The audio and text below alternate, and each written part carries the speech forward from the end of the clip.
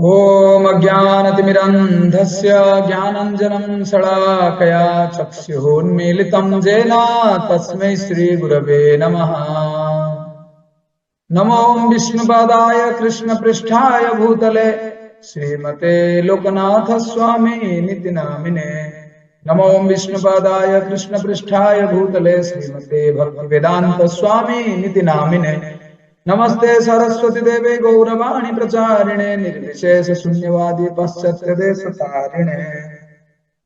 गुरु ब्रह्मा गुरु विष्णु गुरुदेव महेश्वर गुरु साक्षात् परम ब्रह्मा तस्मै श्री गुरवे नमः। गुरुंको न माणिब नर गुरु ही साक्षात ईश्वर।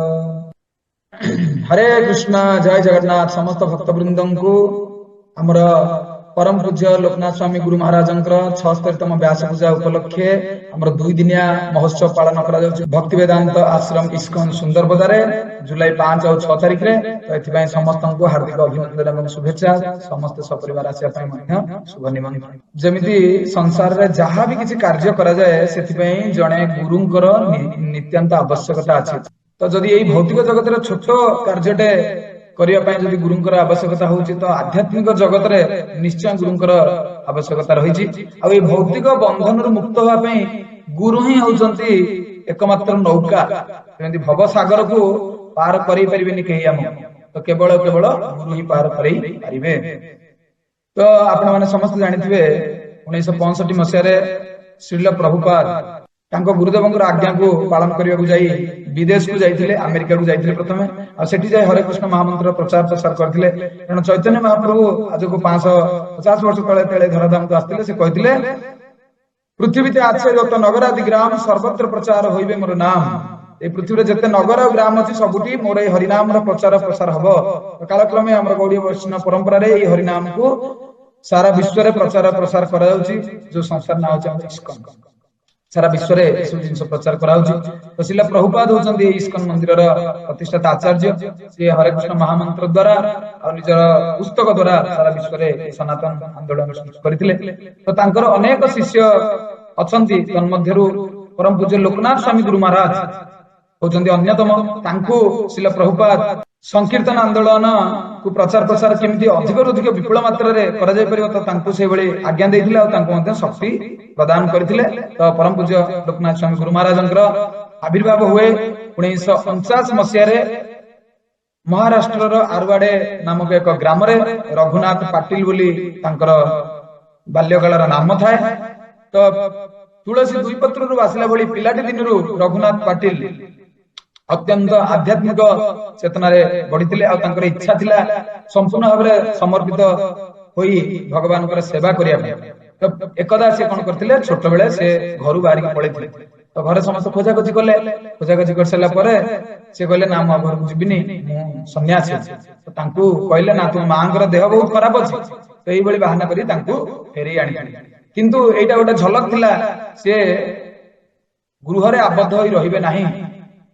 सी समग्र जगत को कृष्ण प्रेम रे प्लावित करिया पे तांकर आविर्भाव होईछि। भगवान तांको ए जगत को पठेइछन। तो से केमति घरे रहिबे, घर चारि कांत भितर आबद्ध होई रहि परिबेनि।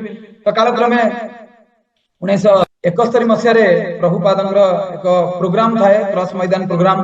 तो सेठी प्रभुपादंकर भक्त माने सेतेले आसीथांती, शिष्य प्रशिष्य माने आस्थांती, कीर्तन ए सब जिंस चाली थाए। तो सेठू रघुनाथ पाटिल किछि प्रभुपादंकर पुस्तक किछि संग्रह करथिले, भागवतम रो किछि सेट संग्रह करथिले। आ सेठी से भागवतम जतेले पढिले, आध्यात्मिक जिंस जतेले पढिले, से प्रभुपादंक सहित अधिक अधिक जड़ित होई संपूर्ण भाबरे समर्पित होआ पई मन माने प्रतिज्ञा करथिले।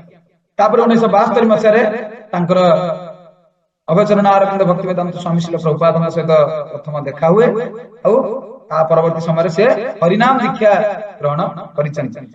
तार किछि वर्ष परे 1976 मसिया रे जतेले दीक्षा ग्रहण कले 1972 मसिया रे सेतेले तांको नाम रघुनाथ पाटिल रो परिवर्तन होई लोकनाथ दास। तो जेतेबेले 1976 मसिया रे जेतेबेले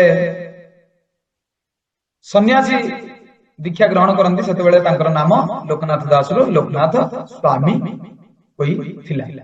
तो यही आर परवर्ती समय जिते श्रील प्रभुपाद शेष थर 1977 मसीह आसी भारत आसी से वृंदावन रे रहा श्रील प्रभुपाद इच्छा प्रकट कले।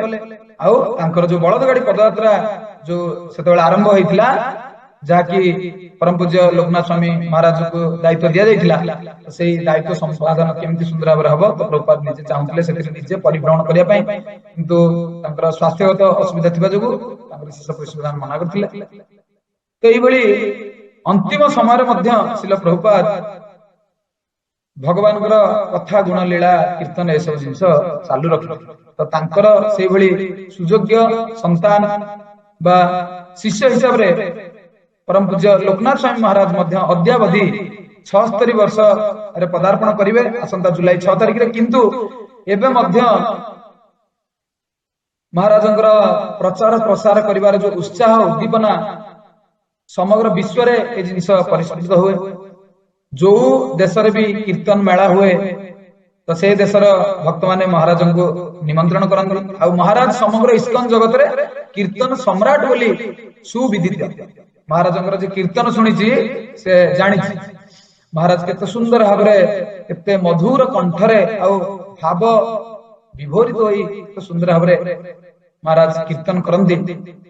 सत्यवा वैकुंठ भगवान प्रेरण कर गोलक वृंदावन प्रेरण कर भगवान कीर्तन करने। तो बेसी किसी कहूना तो आपण मान समस्त को अनुरोध आमर ये जो 2 दिनिया प्रोग्राम अच्छे आर कार्यसूची ये रखाई जुलाई 5 तारिख में बाहुड़ा यात्रा अच्छी।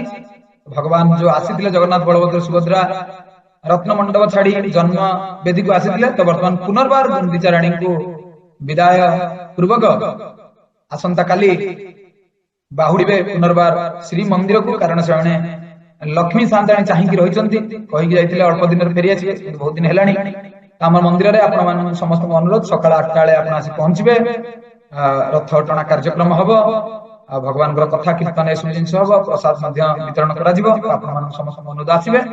संध्या बेले गुरु महाराज गुण कीर्तन कर समस्त जानी गंगार स्नान कले मनीष पवित्र हुए किंतु वैष्णव दर्शन कले पवित्र हम। वैष्णव जो गुणगान मनीष कर कौन हम से भक्तिर बीज संचारितता भितर हम। आपण मानक अनुरोध आमर जो 5 तारिख 6 तारिख अच्छी 6 तारिख हूँ व्यास पूजा आषाढ़ी एकादशी बड़ एकादशी से दिन अच्छी। तो जगन्नाथ से दिन सुना बेश बड़ तड़ा बेश अच्छी। तो आप 6 तारिख दिन आसवे आश्रम गुरु महाराज व्यास पूजा महा आडंबर अनुष्ठित हेब। आपण मानक अनुरोध ये परम पवित्र उत्सव आपण माने आसंतु। आ केमिति जने वैष्णव आमे हबा जने वैष्णव विषय शुणिले आमे जानिबा केमिति आमे वैष्णव हबा आ वैष्णव हे ए भवसागर आमे उद्धार पाइबार बाट आमे खोजी पाइबा आ अचिरे आमे ए भवसागर उद्धार हे परम धाम गोलक वृंदावन को आमे जिबा। हरे कृष्ण जय जगन्नाथ। परम पूज्य श्री श्रीमद लोकनाथ स्वामी गुरु महाराज शुभ 76तम व्यास पूजा महामहोत्सव की जय। श्रील प्रभुपाद जी महाराज की जय।